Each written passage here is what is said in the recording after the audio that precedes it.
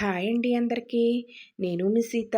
ఎలా ఉన్నారండి అందరూ? బాగున్నారు కదా? నేనైతే చాలా బాగున్నానండి. మీరు కూడా బాగుండాలని మనస్ఫూర్తిగా కోరుకుంటున్నాను. ఫస్ట్ టైం నా వీడియో చూస్తుంటే ప్లీజ్ సబ్స్క్రైబ్. ఈరోజు రెసిపీ వచ్చేసి ఆలు ఎగ్ కర్రీ అండి. అంటే బంగాళాదుంప ఎగ్ కర్రీ. బంగాళాదుంప కర్రీ చాలా బాగుంటుందండి. అలాగే ఎగ్తో కలిపి చేసుకుంటే ఇంకా బాగుంటుంది. చాలా చాలా బాగుంటుందండి. చాలా టేస్టీగా చేసుకోవచ్చు. ఈ బంగాళాదుంప ఎగ్ కర్రీ అయితేని చాలా బాగుంటుందండి రైస్‌లోకి అయితేని. దాన్ని ఏ విధంగా తయారు చేసుకుందామో చూసేద్దాం రండి. ముందుగా గుడ్లనైతే ఈ విధంగా ఉడకబెట్టుకొని తీసుకున్నానండి. పక్కన పెట్టుకున్నానండి. అలాగే బంగాళాదుంప ముక్కలను కూడా ఈ సైజులో అయితే కట్ చేసుకున్నానండి. చూసారు కదండీ! ఈ మనకి కావాలితే ఇంకొంచెం పెద్ద సైజు కట్ చేసుకోవచ్చు. లేదంటే కొంచెం చిన్న సైజు అన్నా కట్ చేసుకోవచ్చు. నేనైతే మీడియంగా కట్ చేసుకున్నానండి. ఈ విధంగా కట్ చేసుకొని పక్కన పెట్టుకున్నాను. గుడ్లకైతే ఘాట్లు పెట్టేసుకున్నానండి. ఇలా ఘాట్లు పెట్టుకోవటం వల్ల మనకి ఎగ్స్ బాగా వేగుతాయండి. లోపటిదాకా వేగుతాయి. ఇప్పుడు స్టవ్ వెలిగించుకొని ఒక కడాయిని పెట్టుకున్నానండి. కడాయి వేడెక్కాక 2 టేబుల్ స్పూన్లు అయితే ఆయిల్ వేసుకున్నాను. ఆయిల్ వేడెక్కాక ఇలా గుడ్లకైతే ఘాట్లు పెట్టేసుకున్నానండి. మొత్తం అన్ని గుడ్లకి కూడా ఈ విధంగా ఘాట్లు పెట్టుకోవటం వల్ల మనకి ఎగ్ అన్నది విడిపోకుండా పర్ఫెక్ట్‌గా ఏగుతుందండి. ఇలా అయితే మొత్తం అన్ని గుడ్లు కూడా ఇందులో వేసేసుకొని బాగా వేయించేసుకుందామండి. ఈ గుడ్లు వేసిన తర్వాత ఇందులో కొద్దిగా పసుపుని వేసుకుందామండి. అలాగే కొంచెం కారం కూడా వేసుకుందాం. ఇలా వేసుకొని బాగా వేయించుకుందామండి. అడుగుని బాగా కాలిన తర్వాత రెండో సైడ్కి అయితే తిప్పుకుందామండి. మనం అడుగున కాలకుండా మనం తిప్పేస్తే గుడ్డ అన్నది విడిపోద్దండి. చూసారు కదండి! ఈ విధంగా వేగితే సరిపోద్దండి. ఇప్పుడు ఒక ప్లేట్ తీసుకుని ప్లేట్లోకి అయితే తీసేసుకుందామండి. ఇలా గుడ్లనన్నిటిని కూడా తీసేసుకుని పక్కన పెట్టేసుకుందామండి. ఇప్పుడు అదే కడాయిలో సన్నగా తరిగిన ఉల్లిపాయ ముక్కలు, అలాగే పచ్చిమిర్చిని కూడా వేసేసుకుందామండి. ఇలా అయితే సన్నగా తరిగిన ఉల్లిపాయలు, పచ్చిమిర్చిని కూడా వేసేసుకుందామండి. ఇలా వేసేసుకొని రుచికి తగ్గ సాల్టు, చిటికెడు పసుపు కూడా వేసేసుకుందామండి.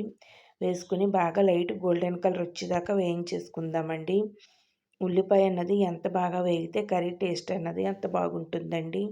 ఇలా మొత్తం అంతా కూడా ఈ కలర్లో వేయించేసుకుందామండి. ఇప్పుడు ఒక స్పూన్ అల్లం వెల్లుల్లి పేస్ట్ వేసుకుందాం. అది కూడా పచ్చివాసన పోయేదాకా వేయించేసుకుందామండి. చూసారు కదండి! ఈ విధంగా అయితే మొత్తం అంతా కూడా వేయించేసుకోవాలండి.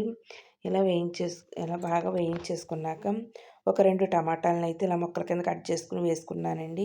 ఇక్కడ టమాటాలు అన్నది ఆప్షనల్ మాత్రమేనండి. మీకు నచ్చితే వేసుకోవచ్చు, లేకపోతే లేదండి. వేసుకుంటే ఓ రకం టేస్ట్ వస్తుందండి. వేసుకోకపోతే ఓ రకం టేస్ట్ అయితే వస్తుందండి. అది మీ ఇష్టం అండి. మీరు వేసుకుంటే వేసుకోండి, లేకపోతే లేదు. అలాగే ఇప్పుడు మనం కోసి పెట్టుకున్న బంగాళాదుంప ముక్కలను కూడా వేసేసుకుందామండి. బాగా వేసేసుకుని బాగా కలిపేసుకుని బాగా మగ్గిపోవాలండి. ఈ టమాటా ముక్కలు, ఈ బంగాళాదుంప ముక్కలు కూడా మూత పెట్టేసి బాగా మగ్గించేసుకుందామండి. మైన్గా ఒక్కొక్కసారి చూసుకుంటూ ఉండండి. లేదంటే కింద అడుగంటేస్తూ ఉంటుంది. ఈ విధంగా అయితే కలిపేసుకోవాలండి మొత్తం కూడా. చూసారు కదండి! ఆయిల్ అంతా కూడా సపరేట్ అవుతుంది కదా! ఈ స్టేజ్లో అయితే మనం ఒక స్పూన్ కారం, ఒక స్పూన్ ధనియాల పొడి, ఒక అర టీ స్పూన్ గరం మసాలా వేసుకుందామండి. వేసుకొని బాగా కలిపేసుకుందామండి. ఇక్కడ గరం మసాలాకు బదులుగా మనం చికెన్ మసాలా కూడా వేసుకోవచ్చండి. మనకి ఏది అవైలబుల్గా ఉంటే అది అయితే వేసుకోవచ్చండి. ఇలా మొత్తం అంతా కూడా కలిపేసుకోవాలండి. మొత్తం ఆయిల్ అంతా కూడా సపరేట్ అయింది కదండి! ఈ విధంగా ఇలా కలిపేసుకున్న వాటిలో అయితే కొద్దిగా అయితే వాటర్ వేసుకుందామండి. ఇలా వాటర్ వేసేసుకొని వాటర్